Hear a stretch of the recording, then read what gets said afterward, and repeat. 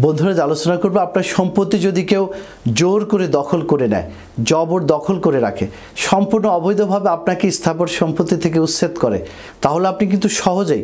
দখলকারীদের বিরুদ্ধে আইনি লড়াই লড়ে সম্পত্তিটি পুনরুদ্ধার করতে পারবেন। এর জন্য আপনাকে কি মামলা, কেন, কখন, কিভাবে, কত সময়ের মধ্যে করতে হবে, আর এই মামলা করতে কত টাকা খরচ হবে, অর্থাৎ জমি থেকে উচ্ছেদ হলে সেই উচ্ছেদ পুনরুদ্ধার করার জন্য আপনাকে কি করতে হবে, সেই সকল বিষয়ে বিস্তারিত কথা বলতে আমি PM সিরাজুল ইসলাম সিরাজ প্রামাণিক আইনজীবী, বাংলাদেশ সুপ্রিম কোর্ট আপনাদের মাঝে হাজির হয়েছি। তবে মূল আলোচনা শোনার আগে আমাদের ল টিপস বিডি চ্যানেলটি সাবস্ক্রাইব করুন, বেল বাটনে ক্লিক করুন। আমাদের সুনির্দিষ্ট প্রতিকার আইন 1877 ধারা 9-এ স্পষ্ট বলা রয়েছে,